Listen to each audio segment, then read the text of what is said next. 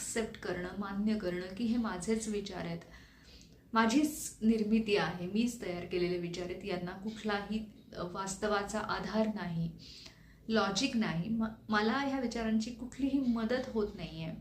त्याच्यामुळे माझे प्रॉब्लेम्स वाढत आहेत कमी होण्याऐवजी. त्यामुळे हे विचार हेल्दी नाही आहेत. थोडक्यात सांगायचं तर माझ्या गरजेचे नाही आहेत, तर माझेच आहेत, मीच तयार केलेले आहेत आणि मीच त्यांना दूर करण्याची ताकद जी आहे ती माझ्यातच आहे.